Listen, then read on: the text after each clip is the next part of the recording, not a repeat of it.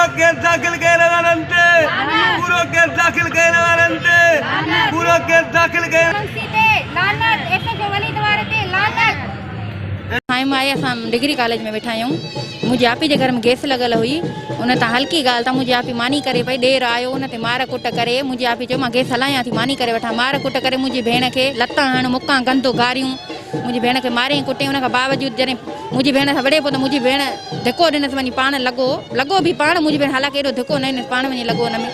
त मुंहिंजी भेण चयसि त तूं हरूभरू मूंखे गारियूं गंद छो थो ॾे, भाऊ मां गैस हलायां थी न, एतिरो को मसइलो त न आहे वॾो। उन ते मतिलबु असां 15 वारनि खे कॉल कईसीं, उहे 15 वारा आया, उन्हनि खे अरेस्ट कयूं। उन खां पोइ वरी हुननि पाण प्लेन करे मुंहिंजे अबू खे अरेस्ट करायो, मुंहिंजो साइमा नालो आहे। जी हा, मुंहिंजे अबू रियाज़ खे असां अरेस्ट करायोसीं। ऐं मुंहिंजे अबू खे ब्लैकमेल करे उते वठी विया। मुंहिंजे अबू राज़ीनामो बि कयूं, चयूं इहा बसि ॻाल्हि तइ थी वई आहे, उहो बाहूं पोइ बसि असां पंहिंजो मसइलो आहे, बसि ॻाल्हि सही आहे, ॻाल्हि तइ था कयूं, हिते मामिलो ख़तमु था कयूं। मुंहिंजो अबू चयो ठीकु आहे। जॾहिं मुंहिंजो अबू घर आयो त उनजे बावजूदि असां ते हुन माई, उनजी भेण जेकी फरीदा ऐं पीटीआई अॻुवाण आहे, सैफुल्ला अबड़े जी आहे, उन खां हर कॉल बि कराए थी।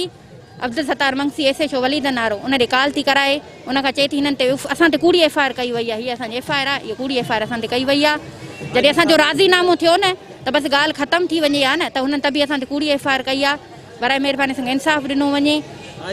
आजी साहब खे अपील आहे जी, पुलिस त असां ते कूड़ा केस थी करे न, पुलिस अब्दुल सत्तार मंगसी पैसा वठी करे हुननि जी सपोर्ट थो करे। हालांकि असांजी NC कटियल हुई बि हुन एक्शन न खयो, जॾहिं हुननि जी FIR कटी आहे पोइ हुन एक्शन खयो आहे। हालांकि पहिरियों असांजी हुन ते NC कटियल वलीद नारे थाणे ते। फिर वज़ीर बुलेदी, इमामदीन बुलेदी, फरीदा, रशीदा।